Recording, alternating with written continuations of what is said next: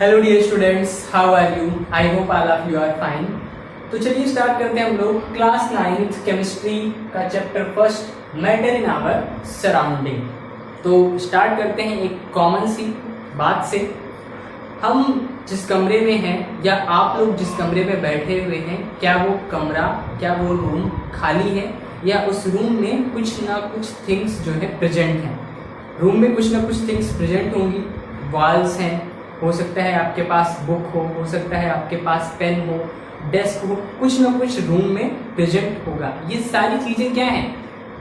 यहाँ तक कि हम सब लोग खुद क्या हैं? तो हम सभी लोग और जो हमारे आसपास हमारे एनवायरनमेंट में जो थिंग्स प्रेजेंट हैं, जो चीजें उपस्थित हैं, वो सभी क्या हैं? वो सभी मैटर हैं। जिस रूम में आप बैठे हो वो भी खाली नहीं है, क्योंकि उसमें भी क्या है? चारों तरफ से एयर प्रेजेंट है। एयर भी क्या है? एयर खुद भी जो है मैटर है। हम सब लोग खुद मैटर हैं। हम सभी लोग जो है एटम्स, मॉलिक्यूल, इन सभी के ही बने हुए हैं। तो हम लोग भी क्या हैं? हम सभी लोग जो हैं मैटर हैं। तो अगर हम बात करें साइंस की, तो साइंस क्या है? साइंस जो है, हम लोग चीजों को जानने की कोशिश करते हैं, हर एक चीज के बारे में नॉलेज लेने की कोशिश करते हैं। तो नॉलेज लेने को ही क्या बोला जाता है? साइंस बोलते हैं। अब साइंस के टोटल 3 पार्ट्स है, फिजिक्स, केमिस्ट्री एंड बायोलॉजी। आप लोगों को अब तीनों अलग अलग पढ़ने हैं। फिजिक्स अलग पढ़ना है, केमिस्ट्री अलग पढ़ना है, बायोलॉजी अलग पढ़ना है। इन तीनों को अलग अलग क्यों किया गया, और ये तीनों जो है इनमें हम किन किन चीजों की स्टडी करेंगे? कोई ना कोई तो ऐसा जो है डिफरेंस रहा होगा। अगर हम फिजिक्स की बात करें तो फिजिक्स में हमको क्या पढ़ना है? फिजिक्स में हमको पढ़ना है एनर्जी। मैटर के अंदर जो एनर्जी प्रेजेंट है, हमें जो है एनर्जी के बारे में पढ़ना है, तो हम फिजिक्स पढ़ेंगे। अगर हम मैटर की बात करें, जो कुछ भी हमारे चारों तरफ प्रेजेंट है वो सभी मैटर है, तो केमिस्ट्री में हम क्या पढ़ेंगे? केमिस्ट्री में हम मैटर के बारे में पढ़ेंगे, पदार्थ के बारे में पढ़ेंगे। और अगर हम बायोलॉजी की बात कर रहे हैं, तो जो बायोलॉजी है वो एक ऐसा सब्जेक्ट है जिसमें हम लोग मैटर और एनर्जी इन दोनों को ही पढ़ते हैं। क्योंकि जो लाइफ है, लाइफ मैटर से बनी ही है, लेकिन फिर भी उसमें एनर्जी है। एनर्जी है, हम लोग अपने सारे फंक्शंस को कर सकते हैं। जितने भी लिविंग थिंग्स हैं वो सभी अपने फंक्शंस को परफॉर्म कर सकते हैं, तो वो खुद मैटर है। और इसके अलावा उनके अंदर एनर्जी भी है। तो इन दोनों का कॉम्बिनेशन हम बायोलॉजी में पढ़ेंगे। और अगर हम मैटर पढ़ रहे हैं तो हम केमिस्ट्री में पढ़ेंगे। और अगर हमें एनर्जी पढ़ना है तो हम फिजिक्स जो है कंसीडर करेंगे। तो हम लोग का सब्जेक्ट तो केमिस्ट्री है, तो केमिस्ट्री में हम लोग को क्या पढ़ना है? केमिस्ट्री में हम लोगों को पढ़ना है मैटर के बारे में। तो चलिए सबसे पहले स्टार्ट करते हैं यूनिवर्स की। ये जो ब्रह्मांड है वो किससे बना हुआ है? तो जो यूनिवर्स है हमारा, यूनिवर्स मैटर और एनर्जी दोनों से बना हुआ है। यूनिवर्स किससे बना हुआ है? जो यूनिवर्स है वो बना हुआ है मैटर प्लस एनर्जी। मैटर और एनर्जी इन दोनों से मिल करके ही हमारा यूनिवर्स बना है। यूनिवर्स में कई सारे क्या हैं? कई सारे ग्रह उपस्थित हैं। अब ग्रहों के अंदर क्या है? जो ग्रह हैं, जो प्लेनेट हैं, वो किसी न किसी मैटर से बने हैं। और मैटर के साथ साथ उनके अंदर एनर्जी भी है। उनके अंदर एनर्जी है, तभी तो वो क्या कर रहे हैं? तभी तो वो जो है अपने सोलर सिस्टम में जितने भी प्लेनेट हैं वो सभी किसके चारों तरफ चक्कर लगा रहे हैं? वो सभी जो है सन के अराउंड जो है चक्कर लगा रहे हैं। तो उनके अंदर एनर्जी भी है। तो यूनिवर्स जो है वो मैटर और एनर्जी से मिलकर के बना हुआ है। और जो आइंस्टीन है उन्होंने एक क्वेश्चन दिया था, E = mc²। E means energy, M means mass and C जो है वो क्या है? वेलोसिटी ऑफ लाइट है। तो यानी कि इसका मतलब ये हुआ कि एनर्जी और जो मास है इन दोनों के बीच में कनेक्शन है। एनर्जी को मास में कन्वर्ट किया जा सकता है और मास को एनर्जी में कन्वर्ट किया जा सकता है। तो इसीलिए लिखा गया E = mc²। एनर्जी को मैटर में चेंज कर सकते हैं और मैटर को एनर्जी में चेंज कर सकते हैं। तो इसका मतलब है कि यूनिवर्स जो है वो अकेले सिर्फ मैटर से नहीं बना, वो जो है मैटर और एनर्जी दोनों से ही बना हुआ है। नेक्स्ट हम बात करते हैं यूनिवर्स के बाद में कि मैटर है क्या। क्योंकि केमिस्ट्री में हम लोग को मैटर पढ़ना है। तो मैटर क्या है? मैटर क्या है? अभी मैंने बोला कि जिस रूम में आप बैठे हो वो रूम भी खाली नहीं है, उसमें क्या प्रेजेंट है? उसमें एयर प्रेजेंट है। एयर है तभी तो हम सांस ले रहे हैं, तभी तो हम जीवित हैं। तो वो रूम भी खाली नहीं है, उसमें क्या भरा हुआ है? एयर। और वो एयर क्या है? वो एयर जो है मैटर है। तो मैटर की डेफिनेशन क्या होगी? इस कमरे को किसी न किसी चीज ने एक्यूपाई किया हुआ है। जो गैसें हैं, जो एटमॉस्फेयर है, मतलब कमरे के अंदर जो गैस प्रेजेंट है, उसने क्या किया है? पूरे कमरे को उसने एक्यूपाई किया हुआ है। और इसके अलावा उसके पास कुछ न कुछ मास भी होगा। जो थिंग्स हैं उनमें वेट होता है और वो क्या करती हैं? वो जो है एक्यूपाई करती हैं स्पेस को, जगह को भरने का प्रयास करती हैं। तो ऐसी कोई भी चीज जिसमें कि मास हो, जिसमें कि वेट हो और इसके अलावा वो स्पेस को एक्यूपाई करता हो, उसी को ही हम क्या बोलते हैं? उसी को ही हम मैटर बोलते हैं। तो मैटर की डेफिनेशन क्या है? Anything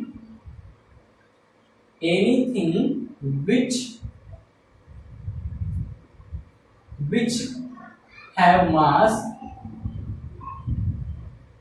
and occupies space is called matter. ऐसी सभी चीजें, कुछ भी हो जिसके पास मास है और जो स्पेस को ऑक्यूपाई कर रही है, यानी कि वॉल्यूम है, उसका कुछ ना कुछ आयतन है, उसी को ही हम क्या बोलते हैं? उसी को ही हम बोलते हैं मैटर। तो मैटर की डेफिनेशन हम लोगों को पता चल गई। ये जो पेन, ये जो बोर्ड है, ये जो मार्कर है, ये सभी चीजें, यहाँ तक कि इंक जिससे लिख रहे हैं, वो इंक भी क्या है? वो इंक भी मैटर है। तो हमारे चारों तरफ जो भी चीजें जिनके पास मास है और जिन्होंने स्पेस को ऑक्यूपाई किया हुआ है, वो सभी क्या है? वो सभी जो है मैटर है। तो मैटर के कई सारे एग्जांपल्स हम लोग देख सकते हैं। इसके बाद नेक्स्ट अब हम बात करते हैं मैटर के क्लासिफिकेशन की, कि मैटर को क्लासिफाई कैसे किया गया है। तो classification of matter, classification of matter. Science subject नया बिल्कुल नहीं है, वो काफी कुछ पुराना है। आज से पहले अगर हम बात करें तो जो पहले के फिलोसोफर थे, ठीक है, वो सारे फिलोसोफर्स, उन्होंने मैटर को क्लासिफाई किया था।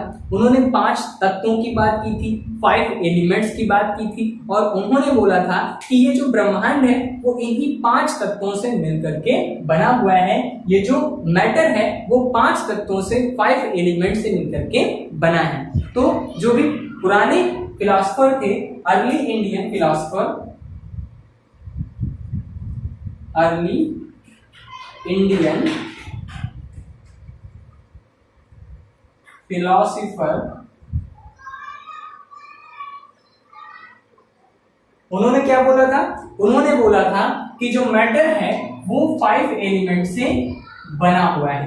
जो मैटर है वो 5 एलिमेंट्स से बना है। और वो 5 एलिमेंट्स कौन कौन से हैं? वो सारे 5 एलिमेंट क्या क्या हैं? Air,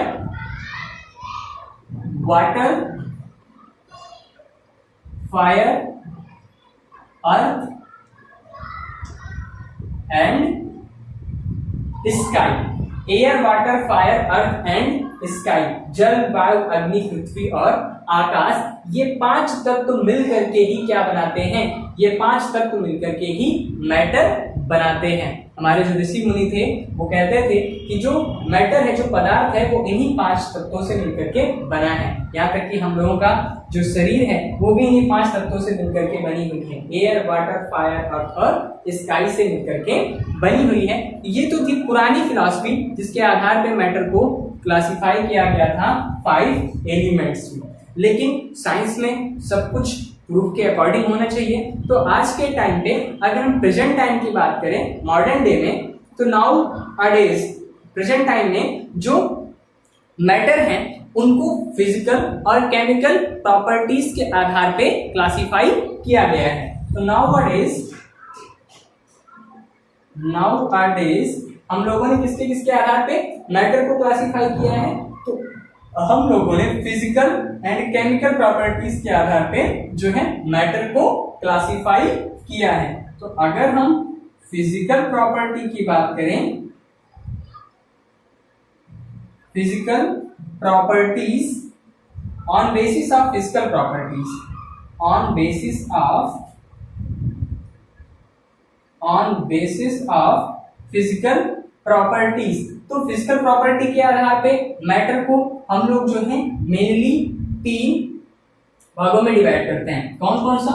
solid, liquid and gas. Solid, liquid and gas. इसके अलावा भी कुछ और प्रॉपर्टीज हैं, फिजिकल प्रॉपर्टीज हैं, अगर हम उनको भी इंक्लूड कर लें तो टोटल 5 फेज हमको मिलेंगे। Solid, liquid, gas, plasma and Bose-Einstein condensate. Bose-Einstein condensate ये भी जो है फिजिकल प्रॉपर्टीज के आधार पे मैटर को क्लासिफाई करता है। तो टोटल कितने क्लास हो जाएंगी? टोटल 5 क्लास हो जाएंगी, लेकिन ये 3 मेन क्लासेस हैं। कौन कौन सी? सॉलिड, लिक्विड और गैस। हमारे चारों तरफ जो कुछ भी मैटर है या तो वो सॉलिड फेज में है, या तो वो लिक्विड फेज में है, और या फिर वो किस फेज में है? या फिर वो गैस फेज में है। बाकी जो 2 नए फेज हैं उनको जो है बाद में जोड़ा गया है। तो फिजिकल प्रॉपर्टीज के आधार पे इन 3 में। और अगर हम केमिकल प्रॉपर्टीज की बात करें, केमिकल प्रॉपर्टीज की बात करें तो केमिकल प्रॉपर्टीज के आधार पे जो है मैटर जो है उनको डिवाइड किया गया है एलिमेंट में और इसके अलावा मिक्सचर में। तो एलिमेंट,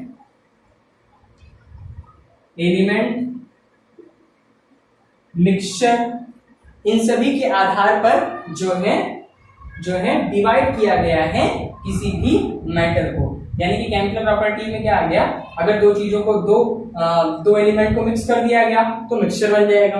एलिमेंट जिसमें केवल एक ही टाइप के पार्टिकल प्रेजेंट है तो उसको हमने क्या बोल दिया? उसको हमने बोल दिया एलिमेंट। तो केमिकल प्रॉपर्टीज के आधार पे हम एलिमेंट और मिक्सचर में जो है डिवाइड कर सकते हैं। एलिमेंट, मॉलिक्यूल, मिक्सचर इन सभी में, और फिजिकल प्रॉपर्टीज के बेसिक्स पे सॉलिड, लिक्विड और गैस में जो है हम मैटर को क्लासिफाई कर सकते हैं। इसके बाद नेक्स्ट हम लोग बात करते हैं, चूंकि हम लोगों को फिजिकल प्रॉपर्टीज के आधार पर जो है पढ़ना है, सॉलिड, लिक्विड और गैस को जो है पढ़ना है, तो हम लोग उनको डिटेल में पढ़ते हैं।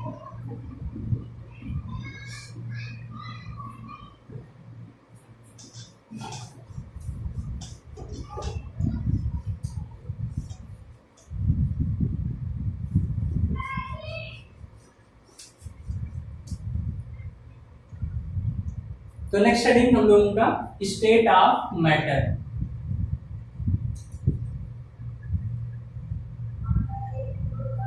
फिजिकल प्रॉपर्टी के आधार पे जो मैटर के स्टेट है वो कितने टाइप के हैं? वो जो है 3 टाइप के हैं। कौन कौन से 3 टाइप के हैं? तो सॉलिड, लिक्विड एंड गैस। इन सभी को हम लोग डिफरेंस के बेसिक्स पे एक साथ पढ़ने की कोशिश करते हैं। तो स्टेट ऑफ मैटर में हमारा एक जो स्टेट है वो है सॉलिड, दूसरा स्टेट क्या है? लिक्विड। तो यहां पर हम लिख लेते हैं प्रॉपर्टीज, कौन कौन सी प्रॉपर्टीज हैं, और सॉलिड में कौन सी प्रॉपर्टी है? Solid, liquid and gas. Basic definition तो आप सभी लोगों को पता होगी कि सॉलिड क्या होते हैं, लिक्विड क्या होते हैं और गैस क्या होते हैं, क्योंकि इनको हम फील कर सकते हैं। सॉलिड, लिक्विड और गैस इन सभी को हम क्या कर सकते हैं? फील कर सकते हैं। तो प्रॉपर्टीज के आधार पर इन तीनों में डिफरेंस देखते हैं कि क्या क्या डिफरेंस है, जिससे हमको समझ में आ जाएगा कि सॉलिड और लिक्विड और गैस ये सभी जो है क्या है। तो सबसे पहले हम बात करते हैं मास की।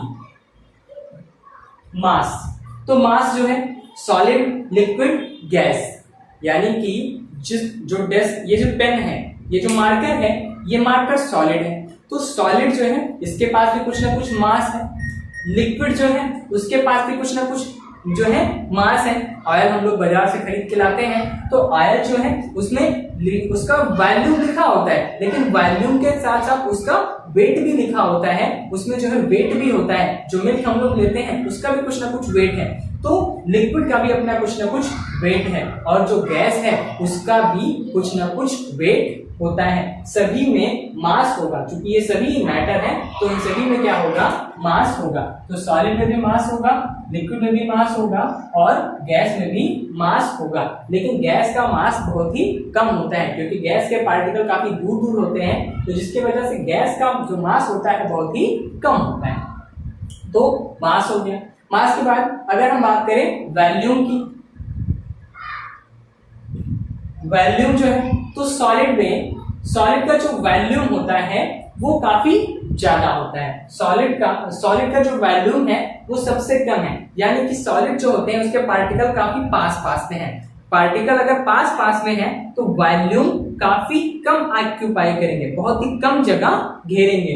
तो अगर हम वॉल्यूम की बात करते हैं तो सॉलिड का जो वॉल्यूम है वो क्या होगा, वेरी लो होगा, बहुत कम ऑक्यूपाई करेगा।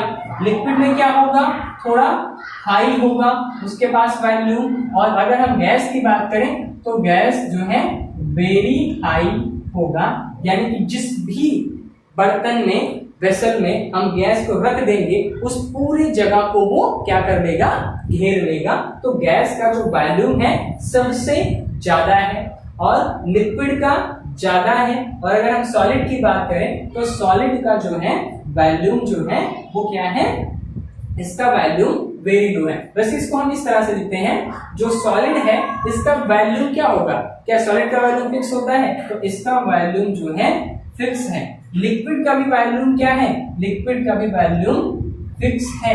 लेकिन गैस का वॉल्यूम क्या है, गैस का जो वॉल्यूम है वो फिक्स नहीं है, इसका जो वॉल्यूम है वो फिक्स नहीं है, यानी कि जिस भी बर्तन में रख रहे हैं उसी के ही वॉल्यूम के बराबर वो क्या हो जाएगा, एक्सपेंड हो जाएगा। तो मास हो गया और इसके बाद जो है वॉल्यूम हो गया। नेक्स्ट अब हम बात करते हैं force of attraction. Force of attraction in particles. जो पार्टिकल्स हैं उनमें फोर्स ऑफ अट्रैक्शन क्या लग रहा है, सॉलिड के पार्टिकल काफी क्लोज होते हैं तो force of attraction very high. सबसे ज्यादा फोर्स ऑफ अट्रैक्शन किसमें होगा, सबसे ज्यादा फोर्स ऑफ अट्रैक्शन जो है होगा सॉलिड में, वेरी हाई। इसी वजह से सॉलिड के पार्टिकल इतने पास पास रहते हैं कि इनका जो वॉल्यूम होता है वो क्या होता है, वॉल्यूम फिक्स होता है, क्योंकि फोर्स ऑफ अट्रैक्शन काफी ज्यादा है और पार्टिकल अपने प्लेस को छोड़ करके मूव नहीं कर सकते। इस वजह से इसका जो शेप होगा, आगे चल के हम लोग शेप भी देखेंगे, वो क्या होगा, डेफिनेट होगा। तो सॉलिड का जो फोर्स ऑफ अट्रैक्शन है उनके पार्टिकल्स का वो वेरी हाई है। लिक्विड में क्या है, लिक्विड में भी फोर्स ऑफ अट्रैक्शन लगता है, हाई है। अगर हम गैस की बात करें तो नेग्लिजिबल है।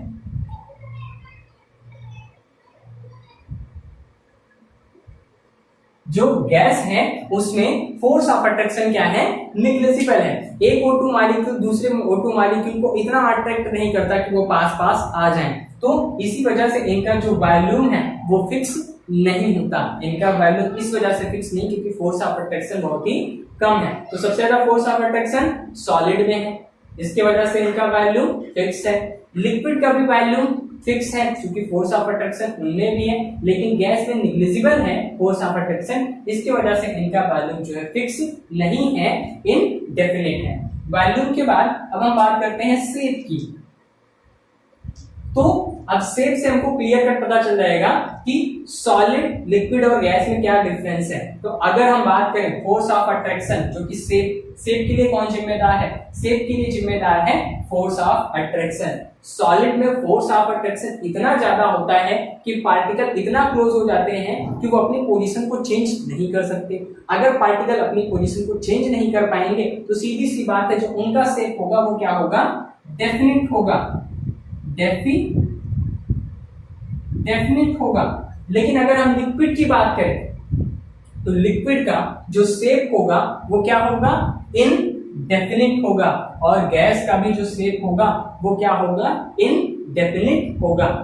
लिक्विड का वॉल्यूम तो फिक्स है लेकिन जो उसका शेप है वो फिक्स नहीं है। अगर हम शेप की बात करें तो नॉट फिक्स, और यहां पर भी फिक्स नहीं है। फिक्स नहीं होने का मतलब क्या है, लिक्विड वाटर को जिस भी वेसल में रख दोगे उसी का ही आकार ले लेगा, उसी का ही शेप वो ले लेगा। तो इस वजह से लिक्विड का जो शेप है वो फिक्स नहीं है। गैस जिस भी बर्तन में, जिस भी वेसल में रख दिया जाएगा वो उसका आकार ग्रहण कर लेगा, उसी के वॉल्यूम को वो ऑक्यूपाई कर लेगा। तो गैस का भी अपना कोई शेप नहीं होता। लिक्विड के पास कोई शेप नहीं है, गैस के पास कोई शेप नहीं है, लेकिन सॉलिड के पास में एक शेप है। जैसे ये मार्कर, ये सॉलिड है तो इसका अपना एक शेप है जो कि हम लोगों को दिखाई पड़ रहा है। लेकिन इसके अंदर जो इंक होगी, इंक लिक्विड है तो इंक का जो शेप है वो फिक्स नहीं है। इसके अलावा नेक्स्ट अगर हम कुछ बात करें तो फ्लूइडिटी की बात कर लेते हैं और रिजिडिटी की बात कर लेते हैं। रिजिडिटी मतलब कठोरता। रिजिडिटी क्या है, कठोरता। जैसे ये मार्कर है, सॉलिड है, तो ये क्या है, रिजिड है, ये कठोर है। तो केवल सॉलिड ही रिजिड है, लिक्विड और गैस इनको अगर हम कंप्रेस करेंगे तो कंप्रेस करने पर जो इनका शेप है वो बदल जाएगा। तो शेप बदल जाएगा, इसका मतलब ये है कि ये रिजिड नहीं है। सॉलिड सबसे ज्यादा रिजिड होते हैं लेकिन लिक्विड और जो गैस है वो रिजिड नहीं होते। और इसके बाद नेक्स्ट अब हम बात करते हैं फ्लूइडिटी। फ्लूइडिटी मतलब कि बहने का गुण, फ्लो होने का नेचर। तो सॉलिड जब इसका शेप डेफिनेट है, इसका वॉल्यूम फिक्स है, तो क्या इसमें बहने का गुण होगा, इसमें बहने का गुण नहीं होगा। लिक्विड के पास में बहने का गुण होगा। और अगर हम गैस की बात करें तो गैस में भी बहने का गुण होगा। लिक्विड को जिस बर्तन में रख देते हैं तो जैसे जो लिक्विड है उसमें बहने का गुण होता है। वाटर अगर हाई ऊंचाई पे रखा हुआ है और उसमें छोटा सा होल कर दिया जाए तो नीचे की तरफ बहना स्टार्ट कर देता है। उसके ऊपर ग्रेविटी लगती है, वो नीचे की तरफ बहना स्टार्ट कर देता है। पानी वो भी जो है, नदियां उनकी एक धारा बन जाती है जब बहती है नदियां, क्योंकि वो एक लिक्विड है, वाटर लिक्विड है, तो जब वो बहता है तो वो क्या करता है, उसकी एक धारा बन जाती है। तो इस तरह का नेचर लिक्विड में है। गैस की बात करें, एक गुब्बारा है, उस गुब्बारे को अगर बलून में छोटा सा होल कर दिया जाए तो सारी एयर उसके अंदर से उस होल से होकर के निकलने लगती है। क्योंकि इनके मॉलिक्यूल के बीच में फोर्स ऑफ अट्रैक्शन कम है, तो इस वजह से जो इनका फ्लूइडिटी का नेचर है, इनके पास में फ्लूइडिटी का नेचर होता है, इन सभी में बहने का गुण होता है। तो इस तरह से हमने सॉलिड, लिक्विड और गैस इन तीनों जो है मैटर के स्टेट के बारे में पढ़ा। इसके बाद के जो टॉपिक्स हैं उनको हम लोग पढ़ेंगे नेक्स्ट लेक्चर में। तब तक के लिए थैंक्स।